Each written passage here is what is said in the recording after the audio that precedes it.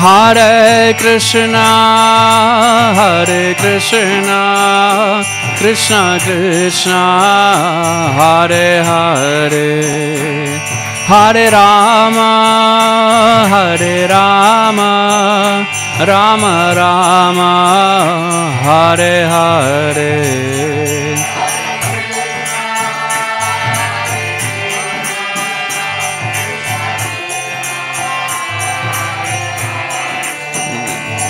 Hare Rama,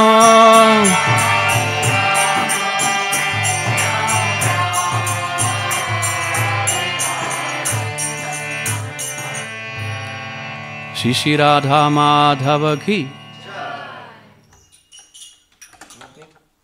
Thank you.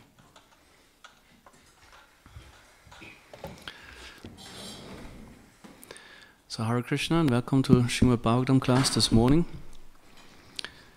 We continue in the 5th canto, chapter 14, text 6. I have to say I didn't figure out the meter. It's kind of a prose verse. We will see. Om Namo Bhagavate Vasudevaya. Om Namo Bhagavate Vasudevaya.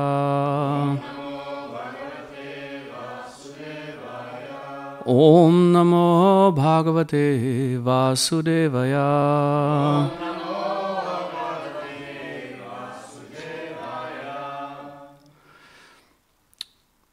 Tatra cha kvachit atapa udaka nipan vishayan upatavati Pana, Bhojana, Vyavaya, Adi, Vyasana, Lolupaha. Someone has idea to some. Okay, so we just go on like this. Okay, yes. Tatra cha kvachit Atapudaka nibhan vishayan upadavati pana bhojana vyavyadi vyasana lolupaha. Tatra, there in this phantom place. Cha, also. Kvachit, sometimes. Atapa udaka nibhan, like the water in a mirage in the desert. Vishayan, the objects of sense enjoyment. Upadhavati, runs after. Pana, to drinking. Bhojana, to eating. Vyavaya, to sex life. Adi, and so on. Vyasana, with addiction. Lolupaha, a debauchee. Translation, purport by Shrine Grace, Srila Prabhupada ki jai. Sometimes in this house in the sky, Gandharvapura, the conditioned soul drinks, eats, and has sex. Being overly attached, he chases after the objects of the senses, just as a deer chases a mirage in the desert. Purport. There are two worlds, the spiritual and the material. The material world is false, like a mirage in the desert. In the desert, animals think they see water, but actually there is none. Similarly, those who are animalistic try to find peace within the desert of material life. It is repeatedly said in different shastras that there is no pleasure in this material world. Furthermore, even if we agree to live without pleasure, we are not allowed to do so. In Bhagavad Gita, Lord Krishna says that the material world is not only full of miseries, dukkhalayam, but also temporary, ashashvatam. Even if we want to live here amid miseries, material nature will not allow us to do so. It will oblige us to change bodies and enter another atmosphere full of miserable conditions. Om Ajnana-timirandasya Gnanjana-shalakaya Chakshurunmilitam Yena Tasmai Shri Gurave Namaha Shri Chaitanya Manobishtam Stapitam Yena Bhutale Swayam Rupa Gadamayam Dadati Swabarantikam Jai Shri Krishna Chaitanya Prabhu Nityananda Shri Advaita Gadadha Shri Vasari Gaura Bhaktarinda Hare Krishna Krishna Krishna Hare Hare Hare Rama Rama Rama Hare Hare Vagishayasya vadhane lakshmiryasya chavakshasi yasya te hridaye samvit tam narasimham aham bhaje pralada hridayaladam bhaktavitya vidaram sharatinduruchim vande parintravandanam harim. Translation again. Sometimes in this house in the sky, Gandharvapura, the conditioned soul drinks, eats and has sex. Being overly attached, he chases after the objects of the senses, just as a deer chases a mirage in the desert. So in this chapter, and also in the previous chapter, you heard a lot of pessimism towards material life. And Srila Prabhupada also emphasized, yes, we are very pessimistic toward material life, but we don't stop there. We go on to be optimistic about spiritual life. So, but sometimes maybe also devotees get a bit caught up in the pessimism. Right? So this is actually meant to sober us up, because we all know we have this, the material nature has this powerful effect. It lures us, it enchants us with certain ideas of happiness and enjoyment, and yeah, we fall for it since many lifetimes. So therefore, the Srimad Bhagavatam, or the speakers in the Srimad Bhagavatam, they make it a priority to cut through this illusion by always making clear, by establishing there's no happiness. Even if you have temporary happiness, it will not last. And we will speak a bit about how that what we call happiness or enjoyment is rather a management of unhappiness, if you look closer. You know, in this verse, in the beginning there, the house in the sky is mentioned. In the previous verse, it was considered to be a phantasmagoria, like a cloud castle, I think you say in English. In German you have the word Luftschloss, daydreaming. Ideas that are only in your mind, that are not really coming true in factual reality. So it's very frustrating, because we all have them.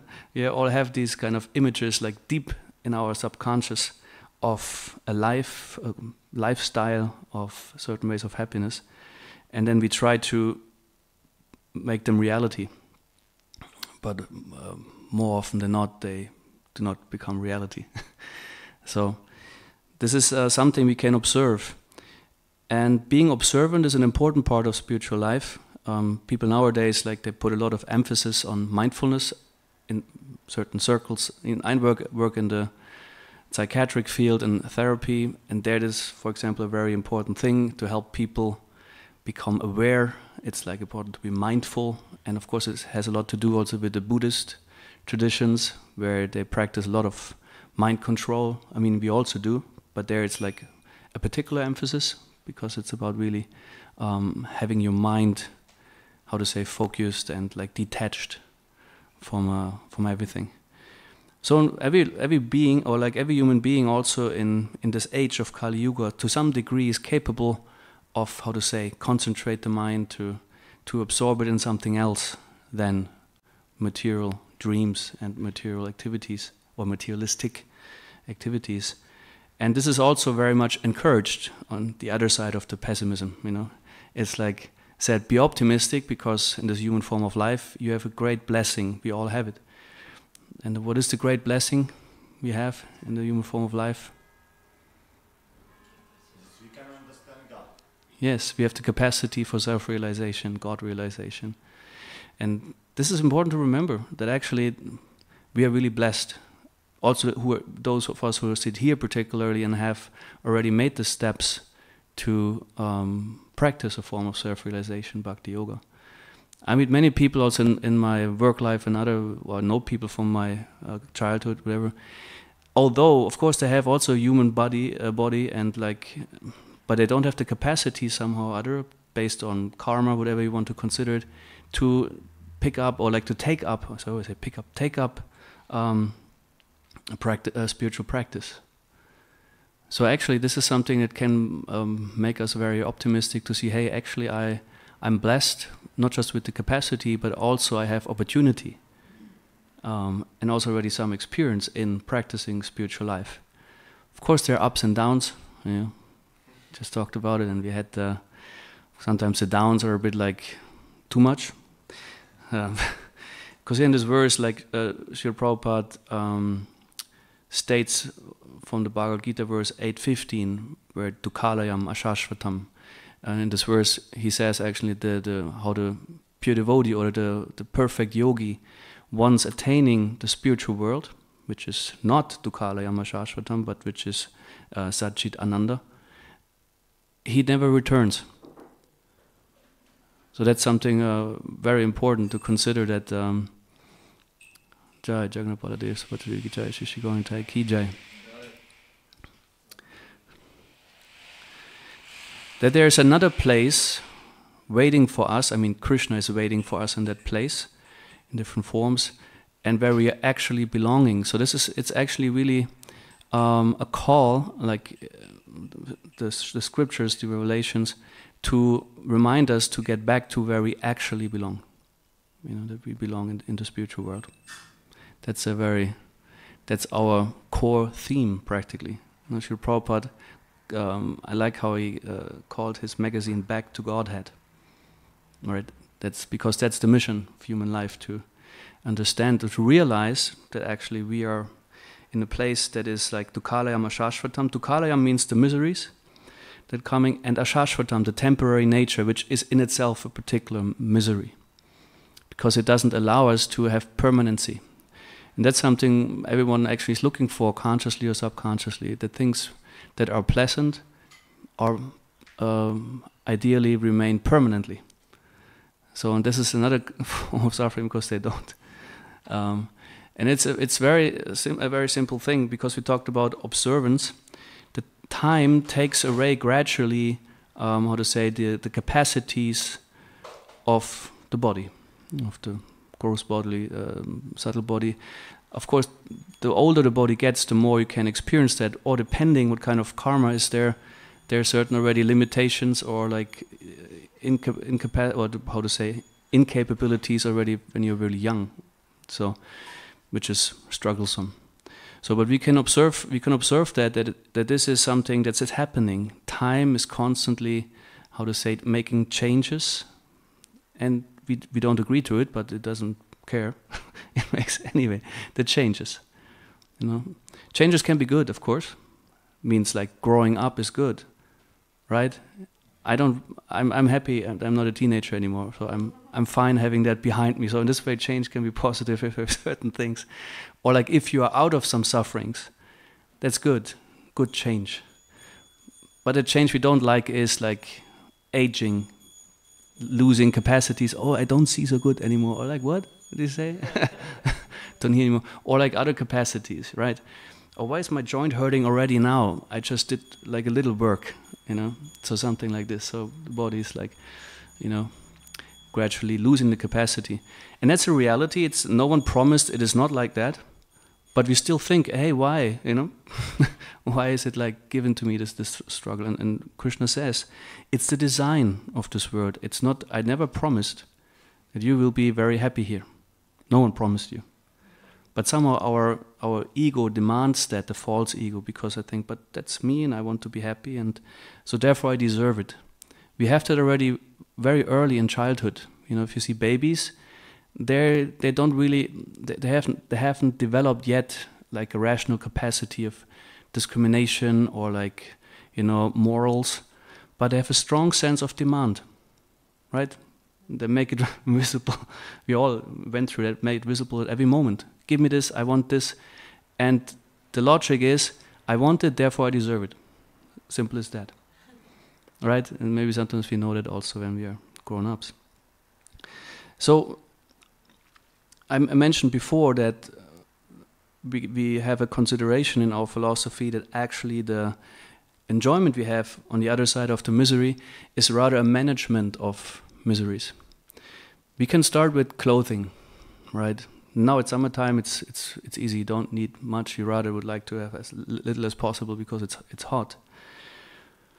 But then you wear it when it's kind of getting cold, autumn or winter. You look, hey, I want to have nice shoes, I want to have like this particular jacket, or this is a new fashion, or this is my style. And that's good, that's enjoyment, but why is it there in the first place? Why do you need this type of clothes? Because you would suffer otherwise. It's simple, because it's cold, it's too cold, it's rainy, you get sick and your body suffers. So therefore you get that. Comfort is often, if not always, a form of reducing suffering or discomfort. That's why we call it comfort. Oh, it's comfortable because I don't suffer. So, but the basis is not like a genuine lasting happiness. The basis is I have to prevent myself from somehow or other being uncomfortable. This is the same with so many other things, like a place how we live. We want to have a heating, we want to have good windows that don't, let in all the noise, for example. I guess the neighbors are more concerned with the noise coming from from here, which is not noise in our minds, of course. So we make so many preparations, or like our society nowadays has so many, creating so many needs, artificial needs, which are all labeled enjoyment and freedom, which is like another great illusion. Because, as you said, the time factor is not asking, oh, may I please take away this, or may I please take away that? It just does. And what we can do is to arrange ourselves with it. That can be something very peaceful. That's called detachment, and something we're supposed to practice. To have things in our care. We used to, when I was new and in the Bhakti program, our things we had, our books and whatever, we always were supposed to write on it, in care of.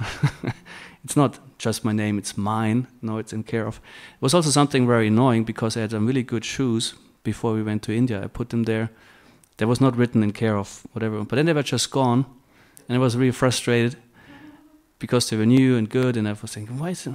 And then there was this, it's all Krishna's. And I think, it's Krishna's, not yours. So why do you take my shoes? So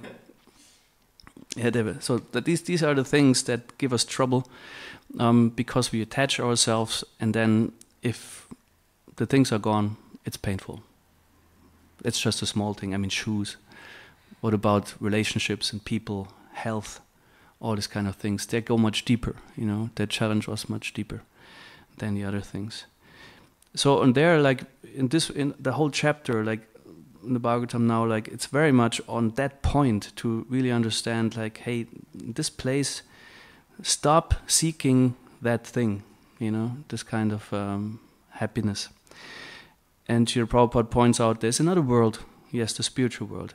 And other places of the Srimad Bhagavatam elaborately discuss Vaikuntha, Krishna Loka, etc. And this is something where we're supposed to put our minds to. It's like the only and best alternative to say, instead of meditating, contemplating, how can I be situated well, and like where would like to live, It's said the grass is green on the other side. Like when people think, oh, if I go to this place of the world, in this country, then I have this and this kind of advantage. And when you go there, and then you miss the advantages you had like in the previous place, because they're like other. So it's always more ideas than facts. And the process of Krishna consciousness is something scientific. Srila Prabhupada considered it the science of self-realization. And in the Bhagavad Gita in 15:16, it's one of my favorite shlokas to think about, it said, Na sato vidyate bhavo, na bhavo vidyate sataha, upayo abitrishtantas tvanayos tatvadarshibhihi. There it said like the tatvadarshis, the seers of the truth, they have concluded that there's the sat and asat, that which is like the body, which is not, it has no endurance. It's the English term. It doesn't remain, and the self is like is without change. They have concluded that by studying the nature of both. So there's emphasis on studying the nature of both things.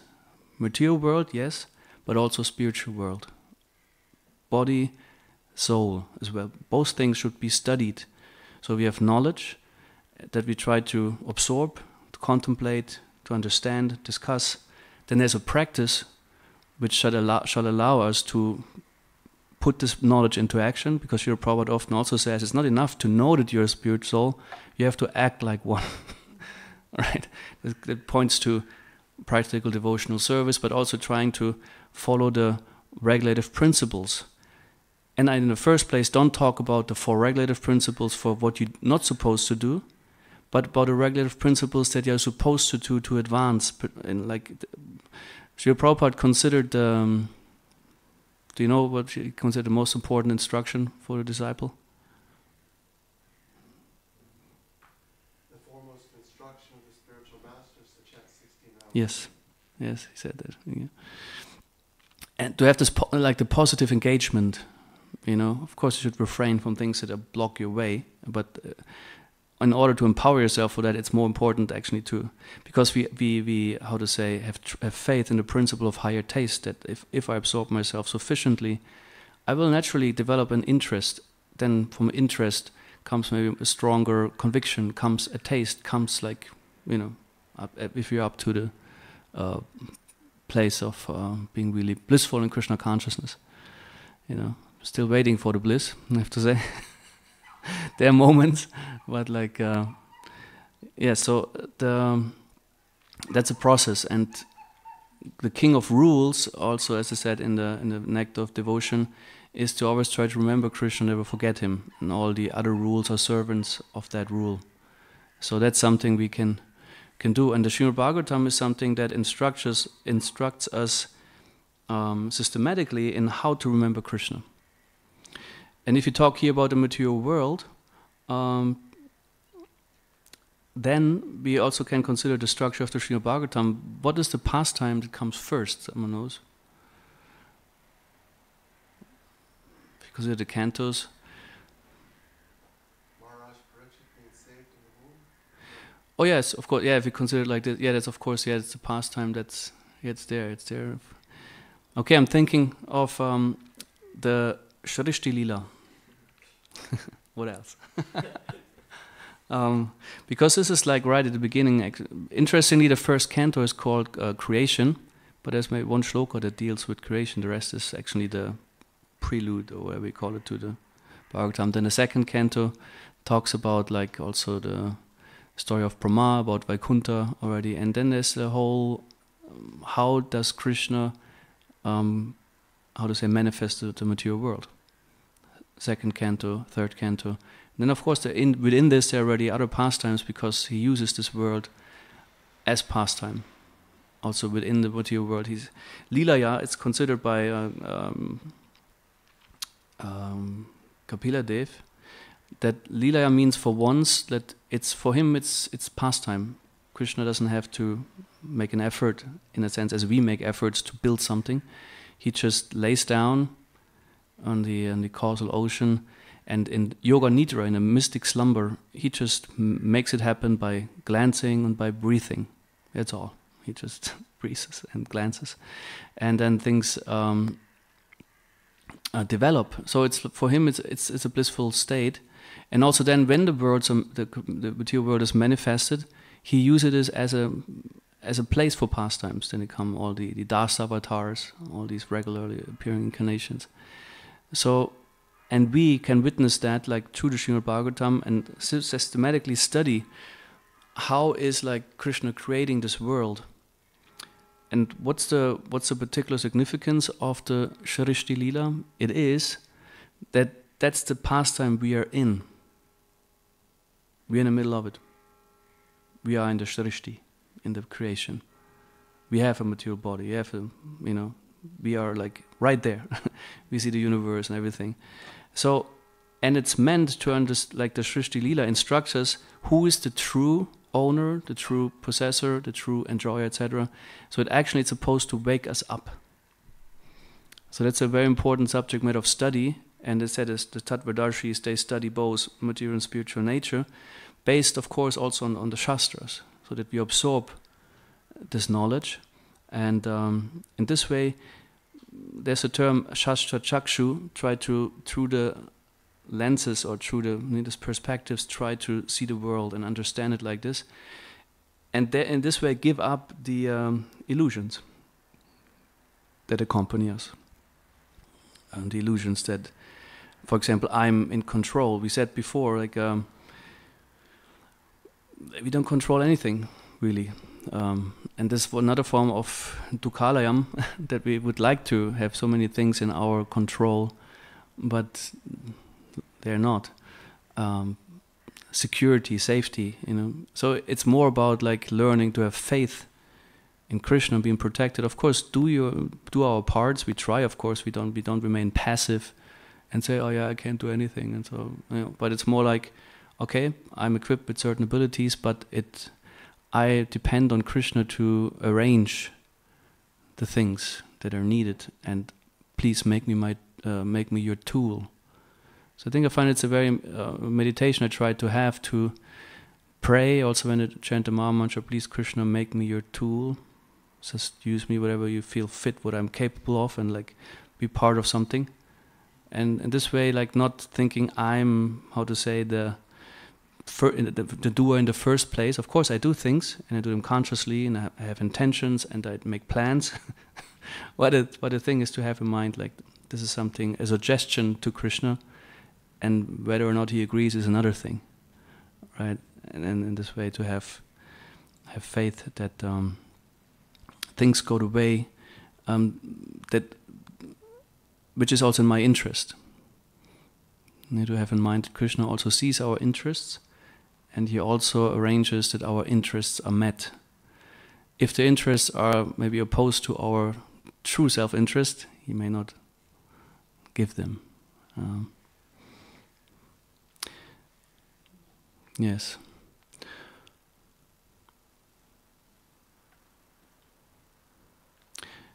Because here the last part of the purport says, even if we want to live here amid miseries, material nature will not allow us to do so. It will oblige us to change bodies and enter another atmosphere full of miserable conditions. So we can choose to stay here, like, this is not often so conscious, it's more like still having, say, faith in material existence. But we have to accept that we transmigrate to different bodies. And these changes can be observed already now. Like, it's something also important to always be observant of the changes in the world. This is also emphasized or advised in the 10th canto of Srimad Bhagavatam to those who are not yet situated in pure Krishna consciousness, in the bliss. They say it goes more like it's an instruction, of course, to the sannyasis in this because Bhagavatam instructs different people at different times and different places. But to sharpen your intelligence and observe how things change, and in this way understand how it's temporary, like, and give up the illusion that there's anything permanent. And that's a big thing, it's a big realization to truly realize that. Because we are so much, framed or like so much conditioned to always look for permanency. You see it in daily life, it's always good if we feel safe and happy, if we have our maybe place to go, things as they are, they're familiar, I know everything is like as it used to be, so I feel good. Unless you're a person who really is like into, I want to have something new every day and things have to change.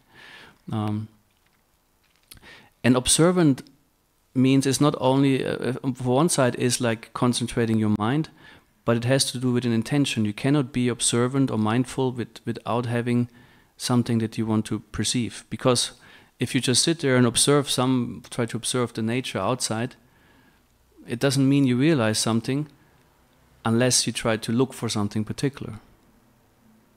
Observant. Of course, you can try to be very present with all your senses, but also subconsciously, naturally, you will focus on one type of sense, particularly that maybe interests you. Because this is also how science works, scientific nature, as you put a question into material nature, into the world. And then you make observations and see, do I get the answer, or you have an hypothesis, and then you check whether this works. So it's about, here in this philosophy, to take this and to try to observe, is it like that? Right? This is like what the Tattvadarshis do, like also Srila Prabhupada pointing out the self in the body is not affected by time. It's a consciousness within the body and so on. And I'm sure you all had some moments where you were very clear that actually nothing is touching you in the sense of whatever happens to the body, even if it's like miserable, that part in you is not affected by that. And of course, hopefully these moments come more often, and at some point it remains a permanent state of mind that you really, or that we are really capable to understand ourselves as different from the body, and not be too much occupied with how it suffers. And therefore, it's also so important to practice, or like to use the time and the body as long as it's young and healthy, and then also the older you get, you have a better basis. And of course, some start really later, depending when you can start practice Krishna consciousness. But if you have the opportunity, like you're still very young and everything is like functioning very well, to also invest there a lot in your development, spiritual development, because this will be like a good, Vorsorge, or like a good investment for when the older you get, the more, and if you have built this consciousness, this understanding, the changes that will come can handle better. And the ultimate change, what is the ultimate change? Yeah, that's in one voice. Because that's actually the main challenge waiting for us, and it's in some places also Srila Prabhupada makes clear that philosophy is like human life as we see it. Of course, is meant for self-realization, but that we prepare for this particular moment. That when this final moment is there, that we can truly be in the right place with our consciousness. Yam yam vapi smaram bhavam tyachati ante kalevaram tam tam evaiti kauntiya sadadhat bhava bhavita. Previous impressions, memories will come up at the time of death. And therefore it's important to collect as many impressions and memories that have to do with Krishna. And wherever you find them, maybe pilgrimage, it might be with experiences with devotees, with your guru, etc. So if everyone has his experiences already now, but always look for those things that really nurture you, that really inspire you, that really make you think of Krishna. And these things then are there, they're stored, and by Krishna's mercy they will also be present when we are about to leave this body, to leave this place of Dukhalayam Shashvatam. So, that's from my side. Are there comments, are there questions, sharings? I think should we have the microphone with it? Or?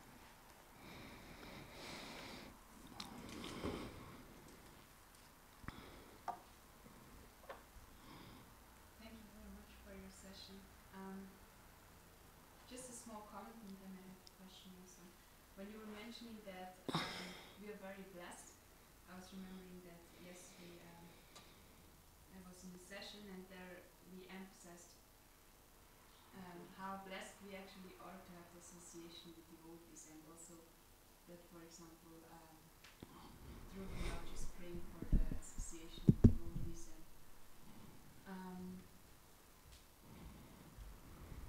how this is really as like then they said this is the biggest sign of Krishna that you are blessed by him if Mhm. you send association of devotees. And it was very beautiful how yesterday my brother got the chance in Vietnam to meet Prabhupada disciple actually. Mhm. And he really said like, wow, I'm so blessed that he came to my home. And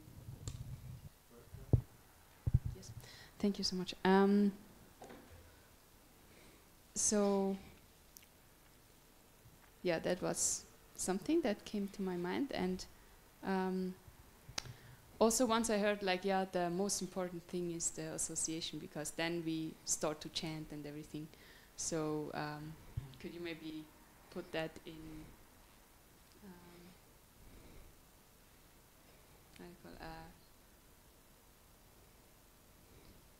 In like relation to, in perspective relationship to. or to the comparison with the instruction of Prabhupada, that the most important thing is to chant 16 rounds. So there are many most important things, or is it still like...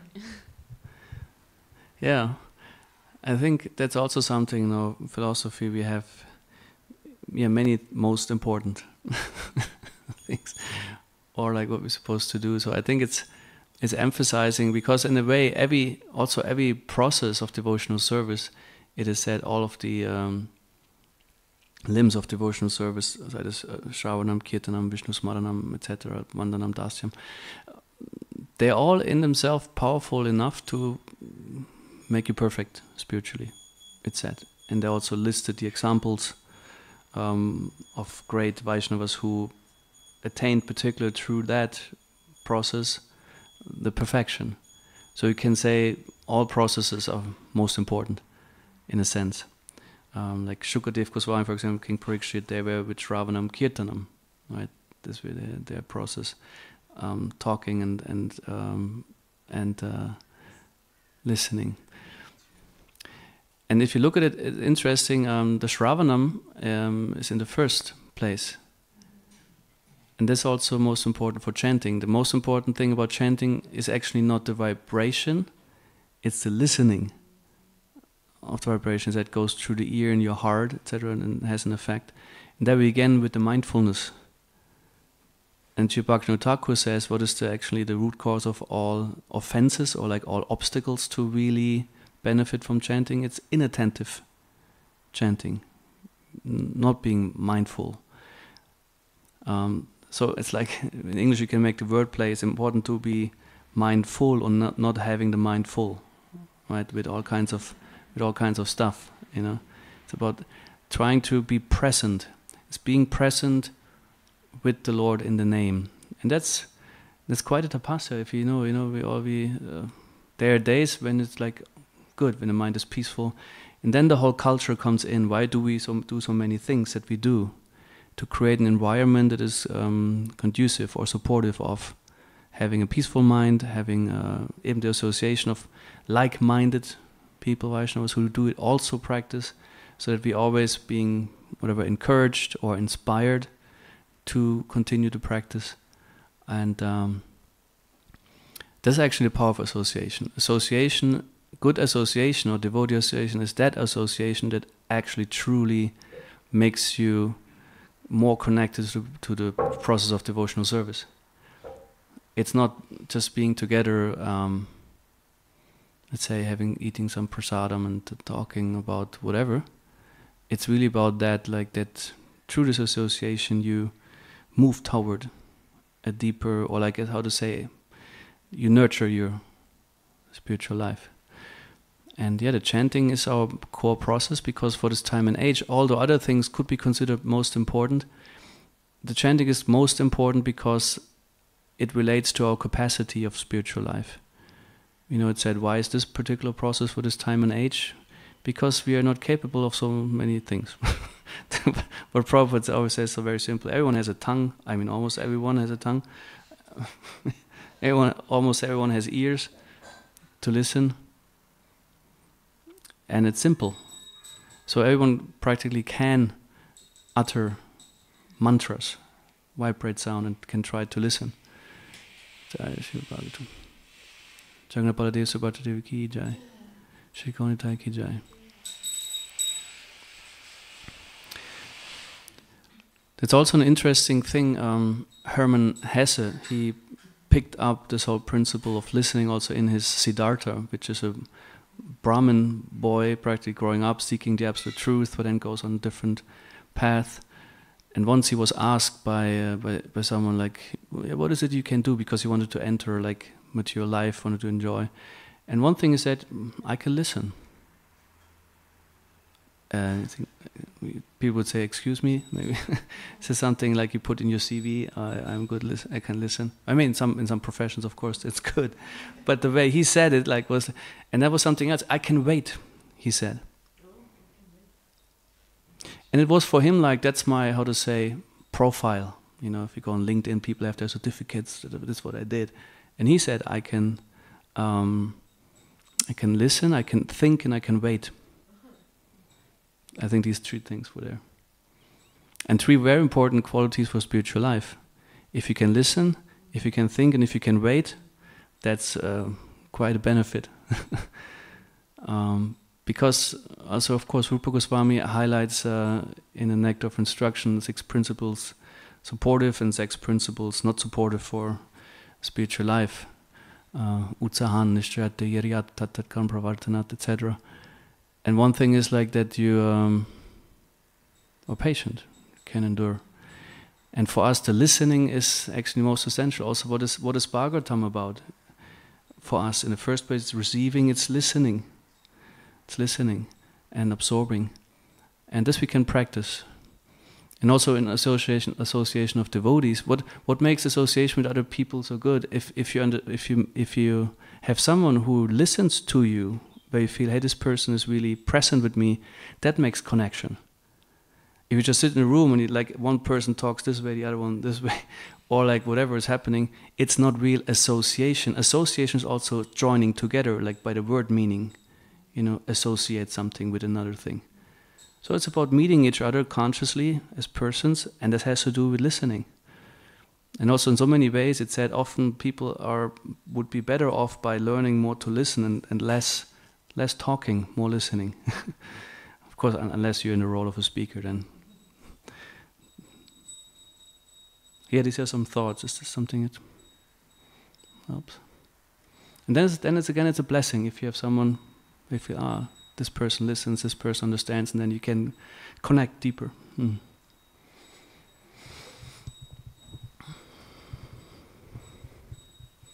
Just on this point of having these impressions at the end of life and even during our devotional service, that we keep these impressions, I think it's a very important topic. Maybe you can share some insights you have on how to make these impressions really count, because I see for many devotees, especially also young devotees, you know, growing up in the movement, for them it's just normal. Sometimes I struggle with this, you know, like devotees come, you spend like, and they're very exalted in many ways, but for them it's just normal, you know, it's a normal thing, so they don't have this appreciation for devotional service. And I think it's something we all experience. And over the longer we're in the movement, I guess, the more. So how can we really make, you know, these samskaras, these impressions, like very deep? Thank you. Yeah, I think one consideration is like if you're really young, you haven't figured out yet so much who you are, what you want, what your path in life is. So many things come more from the outside. You know, how you grow up, what your parents give you, train you. And some things you feel like, okay. Because, yeah, that's how your parents want you to grow up, right? But it's another thing if you grow up a bit more and then you choose more consciously a certain path and you understand more about yourself and who you are and what is... And then these impressions are different.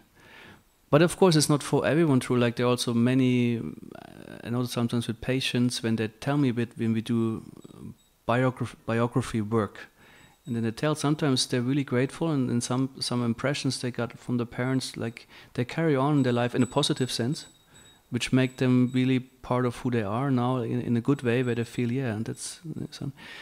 And I think, yeah, the older you get and the more conscious you choose the impressions that you want, then also they matter differently. And I think one part also is like that maybe talking of association and sharing these things among each other, like the persons you are friends with, you know. Share about like experiences you had. I mean, of course, it's not revealing every detail about like your inner bhav or like whatever. But this depends on the relationship you have. But like why not share these things? Like, because then we determine also the topic. What is important in our exchange, right? And for me, it was for me as how to say, where I found myself after like quite some years already in Krishna consciousness, was really my first South India trip, you know, because because there it became very apparent to me in the temples, and for me the Vishnu Tattva is like what attracts me most, and the pastime of creation. And there something happened also for me in my heart. And the impressions I got there from darshans, from deities, from many things we remember atmospheric, you know, we remember also atmospheres, but also details. These things stay, and also, of course, I like to write about it, I like to talk about it, share about it, but also, of course, have pictures and remember, you know, like consciously remember, and be grateful or thank Krishna for having been able to make this experience. And also, it's also a matter of habit to maybe contemplate on these things, as we remember shlokas sometimes, for example, and say, so, okay, I should also, even if there's no need now to recite them, maybe I sometimes should just repeat them in my mind so that it stays fresh, practically. And if I'm once giving class or talking, then I have it present. And similarly to maybe consciously a bit like, how to say in English, reminiscing, maybe going there and say, oh, this was a good time, and maybe if the devotees with you, do remember still then this and this, and then, so this way these things stay alive, and they're relevant to you, and then it makes us again move toward these kind of experiences.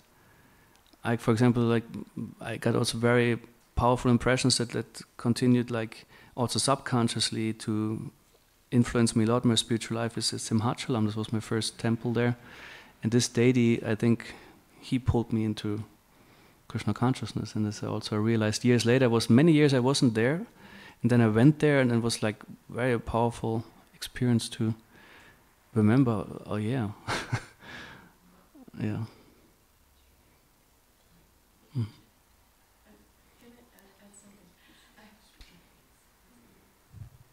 I heard also.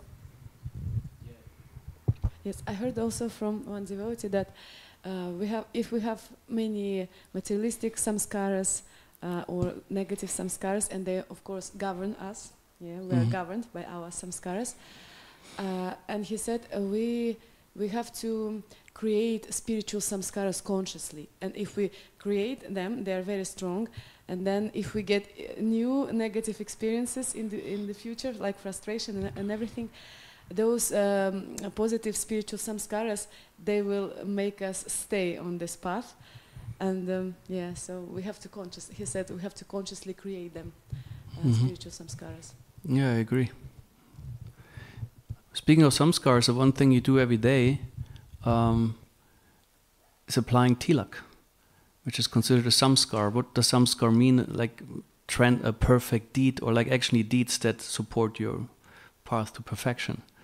Because what happens, you mark your body, first of all, as a temple, and you place different names of Vishnu in different places, like forehead and etc. And it's actually quite a deep thing, as a contemplation, if you put it. Because sometimes people mistake that, oh yeah, it's just external and superficial. But this is more like the consciousness is external or superficial if you consider it only like this. It can be superficial if you simply see it as like, oh yeah, this is something, I want to present myself, like whatever. But actually, the thing itself it's a samskar. Yeah? It's something that makes supports you to see yourself as Krishna's servant, to make Krishna, like take shelter of Krishna by chanting his names, protecting your body, and remembering, like, also remember this is a footstep. You put Krishna's footsteps on your body, feet, not footsteps, feet, yeah, and tulasi leaf, etc. So this is also mindfulness. With the things you do, always remember, why am I doing this? Why is this part of... And what challenged me also, particularly in the beginning of Krishna consciousness, there are so many things that are most important. And I think, oh, I want to have a few things that are most important and I can remember. Okay, Hare Krishna. If nobody else has a question, I would like to ask something else. You're mentioning the point that this material world is not meant to be peaceful, like our life is not meant to be peaceful, and there will never be happiness in that sense that lasts. But then I was thinking of my japa, and I was actually meditating on sometimes on how to serve better, like in Varnashram, for example. And Prabhupada is emphasizing it so much that if we are living in Varnashram, we are actually peaceful. And sometimes I feel like we tend to go towards this mindset of, yeah, anyways, it's not good how it is. We just focus on Krishna and continue our lives, but then the other side is like lost, that we actually can do something for our spiritual progress, and maybe you can talk a little bit. The one ashram topic, it's it's a big one, and I say a complicated one for this time and age. I would prefer to translate it into being really in tune with your psychophysical nature and being in sattva. If a person manages to be in tune with his or her own nature and having an amount of sattva gun, then you save yourself from a lot of suffering. Because a lot of suffering is also unnecessary. We create unnecessary sufferings. I mean, and as we say, we can get stuck in this kind of pessimism about material life and lose the perspective of optimism that also there's capacities in that for our spiritual life. Yes, if one type of suffering is if you're, as we call it here, not properly situated. That means like if you do perform a work or service, or like you have a living situation that actually is not really in tune or not with who you are, like psychophysically. So one ashram is actually meant to also put people in a situation this is according to the nature, and that they can act according to nature. And that makes him peaceful, it makes him more happy, it makes him more efficient. And that's is a principle, if you have one ashram or not, like we all function based on that. We seek something that fits our nature. And if we have that, we are more peaceful. And that's also, there's some degree of happiness and satisfaction. And this also, we need that. If there would be only suffering, oh my God, we would just die, you know. We need something. So yes, and and the sattva means also, sattva counteracts the result, or like the influences of rajas and tamas, is how it's described in the Bhagavad Gita. Sattva guna is superior. So a lot of suffering, also mental suffering, can be eradicated if there's a true development of sattva, of truth, of balance, of health, etc. Right. So yeah, we can of course manage to some degree, and therefore it's the guidance of the senior devotees, again, association of the spiritual master, to help you understand, like, okay, who am I, what is my nature, and what is the best kind of occupational duty, as we say, Krishna consciousness, for me. Mm-hmm. All right, is this good? You must ask him if the time is... I'm... Just also on the topic of suffering and comfort, like, can I say that comfort in Krishna consciousness is also like being properly situated and things like this? Is there a place for comfort in Krishna consciousness? Is there a place for comfort? Yes, I would say. Yeah, comfort in a sense of... I mean, Srila Prabhupada so many times also emphasized like how, like, let's say, husband and wife, or like devotees among each other, they live peacefully and practice Krishna consciousness, and be comfortable by I would say we can reach comfort also by practicing to be satisfied. There's again another sattvic thing, that the things I have, like again, count your blessings or also appreciate what is there, what you have.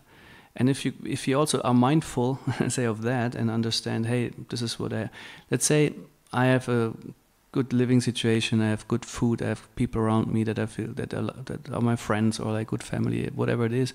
So to appreciate that and try to be satisfied with as little as possible. It's a path, which doesn't mean you have to deny if there's something really disturbing, you know, or like if you feel like your needs are not met. So it's always a, how to say, a process of finding out what is enough for me. Like same, like we have instructions like one should not eat more than necessary, Rupa Goswami says. What does it mean for everyone? Like there's no standard like for everyone the same, because we have different bodies, we have different needs.